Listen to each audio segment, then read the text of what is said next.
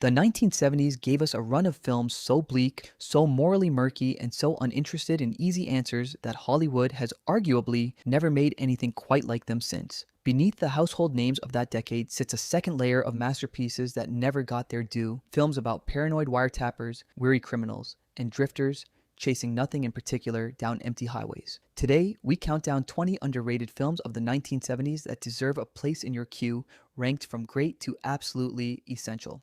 Stick around for number one, a film so quietly perfect it feels less directed than simply, inevitably discovered. Subscribe if you love digging up forgotten classics. Let's get into it. Number 20, Phantom of the Paradise, 1974. We open with the wildest card on this list, Brian De Palma's gleefully unhinged glam rock reimagining of the Phantom of the Opera and Faust, in which a disfigured composer haunts a record producer who has stolen his music. It is part horror film, part rock musical, part satire of the recording industry, and it commits fully to every one of those identities at once. It is essential because there is genuinely nothing else quite like it.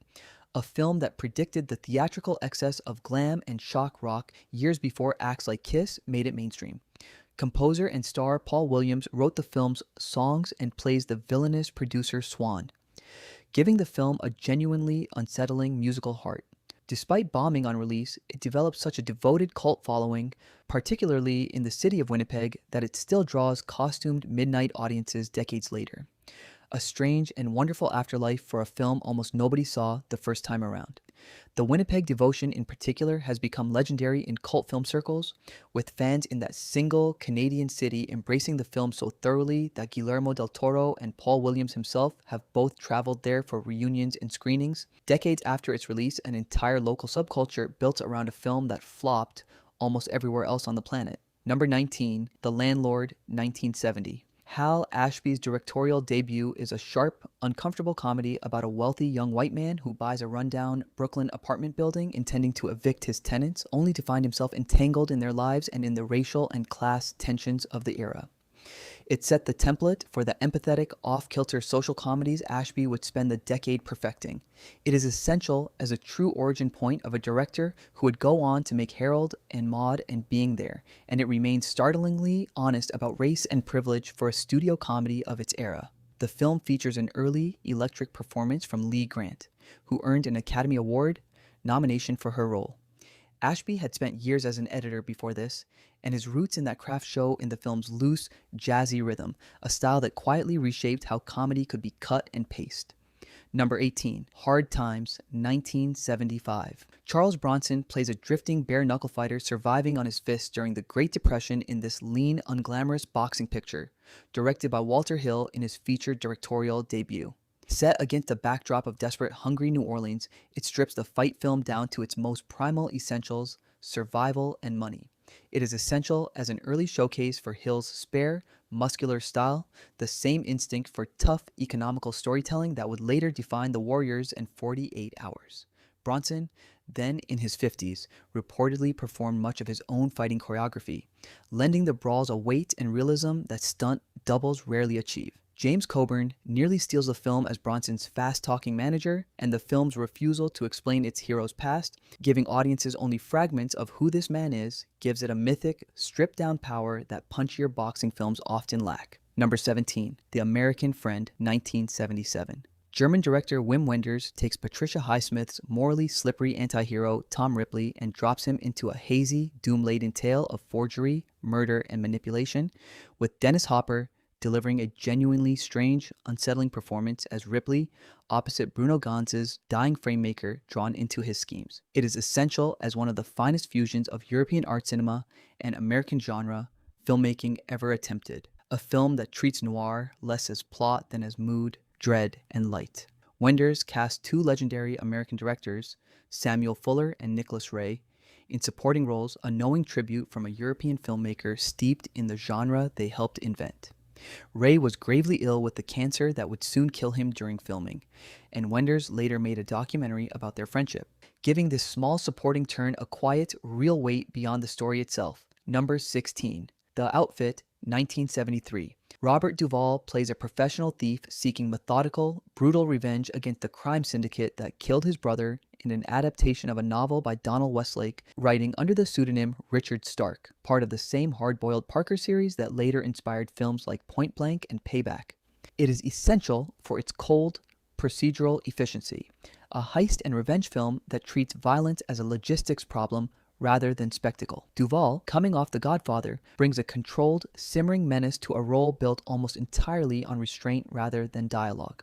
The supporting cast is stacked with genre royalty, including Robert Ryan in one of his final performances, and the film's refusal to sentimentalize its criminal protagonist places it firmly in the lineage of the era's coldest, most clear-eyed crime pictures. Number 15. Bring Me the Head of Alfredo Garcia, 1974. Sam Peckinpah's brutal, nihilistic descent into the Mexican underworld follows a broke piano player who accepts a job retrieving the severed head of a man who impregnated a crime boss's daughter, only to find the assignment consuming his soul along the way. Warren Oates gives one of the great performances of the decade as a man visibly disintegrating on screen. It is essential because Peckinpah himself called it his most personal film. A work made with almost no studio interference that lets his obsessions with violence, machismo, and self-destruction run entirely unchecked. Oates reportedly modeled his performance and even his wardrobe directly on Peckinpah himself, turning the film into something close to a director's unfiltered self-portrait. Critically savage on release, it has since been reclaimed by directors and critics alike as one of the rawest, most uncompromising films of the entire decade. Peckinpah had recently endured a string of studio battles and personal struggles by the time he made it, and the film's obsession with a man clinging to a decaying, useless object as proof of his own worth reads today as a devastatingly honest piece of self-examination, made by a director who understood better than almost anyone how quickly obsession curdles into ruin. Number 14. The Candidate, 1972. Robert Redford plays an idealistic young lawyer talked into running a hopeless Senate campaign, only to discover that winning requires sanding away everything he believed in this sharp, cynical political satire directed by Michael Ritchie and written by former political speechwriter Jeremy Larner. It is essential for how eerily accurate its portrait of media-driven politics remains, a film about the manufacturing of a candidate that only grows more relevant with each passing election cycle. Larner won the Academy Award for his screenplay, drawing directly on his own experience working on Eugene McCarthy's presidential campaign. The film's famous closing line, delivered by Redford's character after his stunning victory, has become one of the most quoted final moments in American political cinema, a gut punch that lands harder the more you think about it. Number 13, Straight Time, 1978. Dustin Hoffman gives one of the rawest, least vain performances of his career as an ex-convict trying and failing to stay straight after his release from prison, sliding inexorably back toward the crime that put him there in the first place. The film was adapted from Edward Bunker's own semi-autobiographical novel, written by a man who had genuinely lived the life he was depicting. It is essential as an unusually honest, unglamorized portrait of the prison-to-crime pipeline, refusing the redemption arc audiences expect from this kind of story.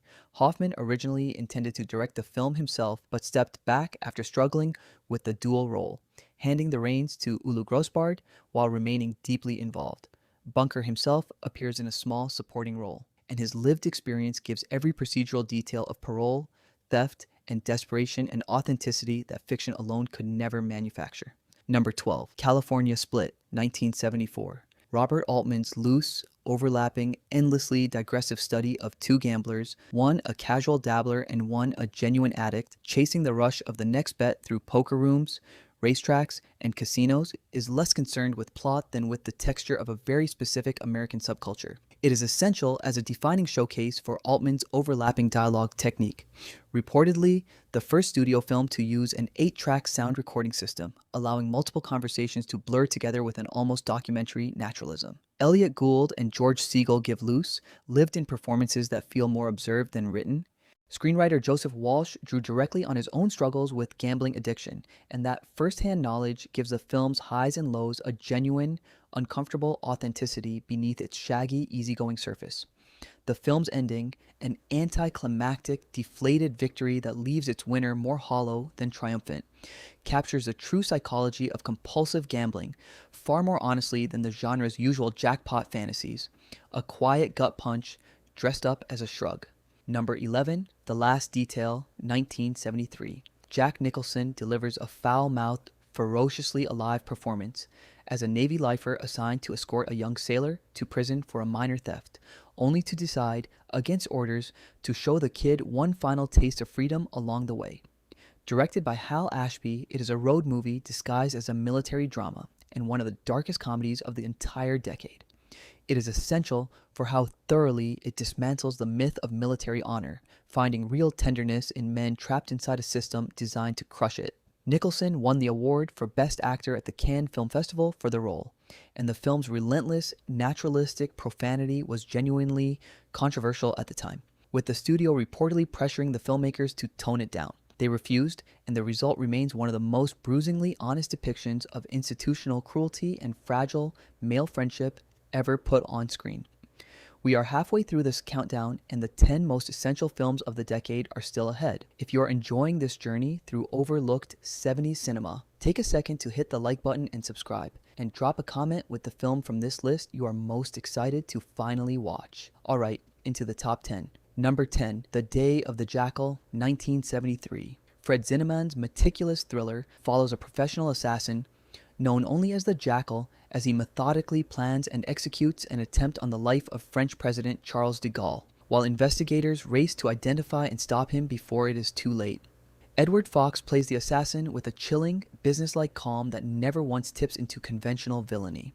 It is essential for its almost documentary-level procedural detail, tracking forged documents, custom weapons, and disguises with a patience that makes the mechanics of assassination genuinely gripping rather than sensationalized. Because the real de Gaulle was, of course, never assassinated, the film generates suspense entirely from process and craft rather than outcome, a structural gamble that pays off spectacularly. Adapted from Frederick Forsyth's novel, it remains the gold standard for the meticulous, unglamorous thriller, a genre it essentially defined for the decades that followed. Number 9, Three Women, 1977. One of Robert Altman's strangest and most hypnotic films, Three Women follows a naive young woman who becomes obsessed with and eventually seems to absorb the identity of her more worldly roommate in a hallucinatory desert set drama that owes an obvious debt to Ingmar Bergman's persona. Shelley Duvall gives a career-defining performance as the woman whose identity is slowly consumed. It is essential as proof of how far Altman was willing to push away from conventional narrative in pursuit of pure mood and psychology. According to Altman himself, the entire premise of the film came to him fully formed in a dream, and he reportedly began writing the script almost immediately upon waking. Before the images could fade, Duvall won the Best Actress award at the Cannes Film Festival for her performance, a rare instance of a dream literally becoming one of the most acclaimed films of its year. Number 8, Sorcerer, 1977. William Friedkin followed The French Connection and The Exorcist with this brutal, sweat-soaked remake of The Wages of Fear, following 4 desperate fugitives hired to drive trucks loaded with unstable, leaking nitroglycerin across 300 miles of treacherous South American jungle, any single bump potentially fatal. It is essential as one of the most notorious cautionary tales in Hollywood history. A film so punishing to make that Friedkin lost 50 pounds and contracted malaria during the shoot, while roughly 50 crew members had to leave the production due to injury, gangrene, or disease. Released just weeks after Star Wars, it was buried at the box office and became a byword for expensive flop. Decades of reappraisal have completely reversed that verdict, with directors including Quentin Tarantino and Francis Ford Coppola now championing it as one of the finest, most punishing thrillers ever made. The film's rights fell into such genuine legal disarray after its distributors dissolved that it remained nearly impossible to see for decades, unavailable on home video and rarely booked by repertory theaters, turning it into a genuine ghost of a movie that cinephiles traded rumors about long before Friedkin himself sued to sort out the rights and finally secure a proper restoration. Even Robert Mitchum offered a role, reportedly turned it down, joking that he could fall out of a truck without having to fly to South America to do it. Number 7, Night Moves, 1975. Gene Hackman plays a private investigator hired to track down a runaway teenager, a seemingly straightforward job that spirals into a genuinely disturbing web of smuggling, betrayal, and moral rot. Directed by Arthur Penn, it is one of the bleakest detective films of the entire decade, offering no comfort and precious few answers. It is essential for its willingness to let its central mystery remain genuinely deliberately unresolved, denying audiences the closure the genre almost always provides. Hackman's detective, whose own marriage is quietly falling apart throughout the film, embodies a very specific 70s exhaustion. A man whose professional competence cannot save him from his own personal blindness. The film's title doubles as a reference to a chess opening, hinting at a hidden layer of strategy and manipulation. The audience, like the detective himself, only fully grasps once it is far too late. Number 6, Fat City, 1972. John Huston's melancholy boxing drama follows a washed-up fighter attempting a comeback and a younger, hungrier boxer just starting out, both circling the same fate in the dusty, beaten-down world of small-time California boxing gyms and flop houses. It is one of the most unglamorous sports films ever made, entirely uninterested in triumph. It is essential as a deeply personal project for Huston, himself a former amateur boxer, adapting Leonard Gardner's acclaimed novel with an unflinching eye for failure and loneliness. Shot largely on location in Stockton, California, using real local residents alongside professional actors including a young Jeff Bridges and a devastating Stacy Keach, the film achieves a documentary-level authenticity that studio boxing pictures rarely attempt. It remains one of the most clear-eyed portraits of broken dreams the genre has ever produced. Number 5, The Friends of Eddie Coyle, 1973. Robert Mitchum delivers what many consider the finest performance of his entire career as an aging, small-time Boston gun runner facing prison time, forced to weigh loyalty to his criminal associates against the temptation to inform in exchange for his freedom. Directed by Peter Yates and adapted from George Fifth Higgins's acclaimed novel, it is a crime film almost entirely without glamour. It is essential for its bone-dry, procedural authenticity, drawing partly on the real exploits of Boston's Winter Hill Gang and filmed with a gritty, unforced sense of place that makes the city itself feel like a character. Mitchum, weary and defeated in a way his younger tough guy roles never allowed, gives Eddie Coyle a genuine, aching humanity. The film's refusal to offer its protagonist any real heroism or redemption places it among the coldest, most honest crime films ever made. Director Peter Yates deliberately shot much of the film in flat, unglamorous daylight rather than the shadowy stylization typical of the genre, a choice that strips away any romantic mythology and leaves Eddie's world looking exactly as small and exhausting as it actually is, a decision that makes the film's final betrayal land with a quiet, sickening inevitability rather than any dramatic flourish. Number 4, The Parallax View, 1974. Warren Beatty plays a journalist investigating a string of suspicious deaths among witnesses to a political assassination, uncovering a shadowy corporation that appears to be systematically recruiting and training assassins. Directed by Alan J. Pakula, it forms the middle chapter of his celebrated Paranoia trilogy, alongside Clute and All the President's Men. It is essential as one of the bleakest, most opaque political thrillers Hollywood ever released, arriving in the immediate wake of real assassinations and the unfolding Watergate scandal, and refusing to offer its audience any reassuring sense of control or resolution. Cinematographer Gordon Willis shrouds the film in his signature deep shadow, visually reinforcing its themes of powerlessness and hidden manipulation. Its ending remains one of the most genuinely unsettling in 70s cinema, a conspiracy so total that even the audience is left uncertain of exactly what they just witnessed.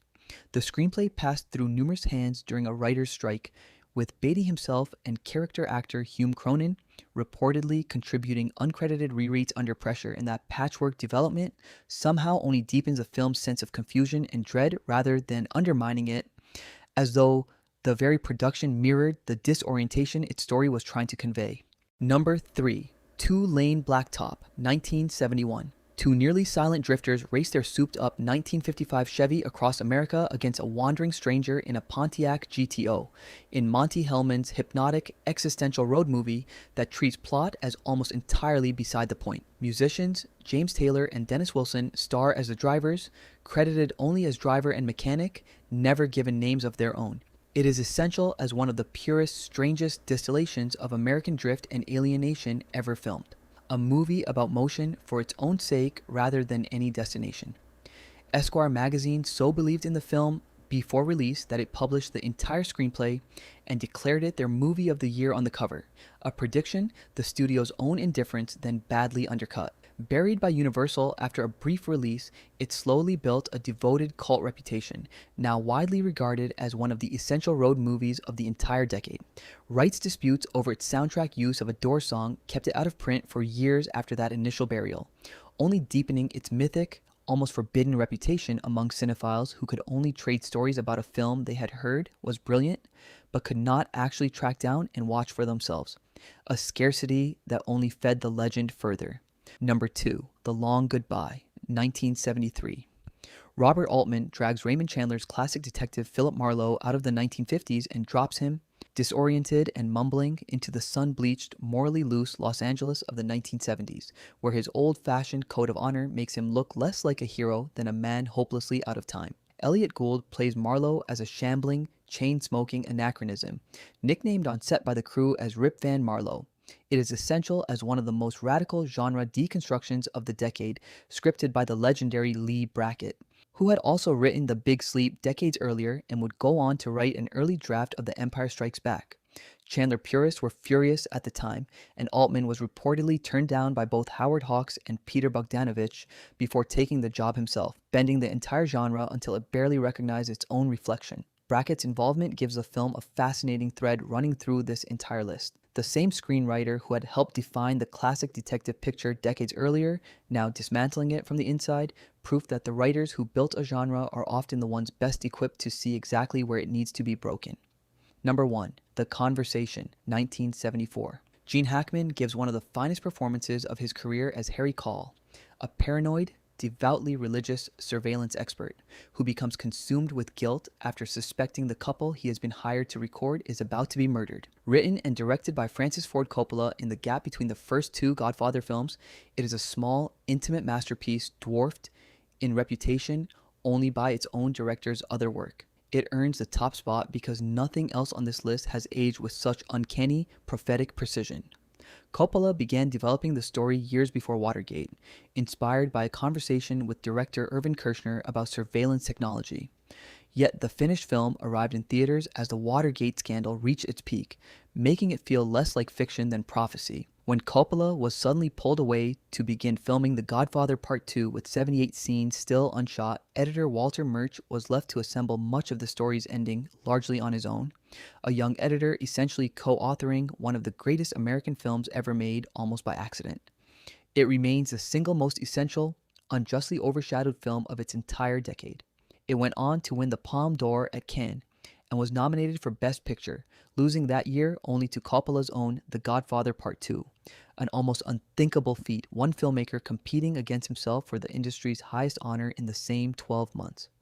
That the smaller, stranger, more personal film has only grown in stature since, while so much else from that era has faded, says everything about how completely Coppola and Murch understood the quiet horror of a man who trusts no one, least of all himself. So there you have it. 20 underrated films of the 1970s, ranked from a wild glam rock cult curiosity to a quiet, prophetic masterpiece about a man who listens for a living and cannot stop listening to his own guilt. These are the films that lived in the shadow of the decade's biggest hits, made by directors and writers taking genuine risks with genre, morality, and audience patience. Track down even a handful and you will understand why so many filmmakers still call this the richest, most fearless decade American cinema has ever produced.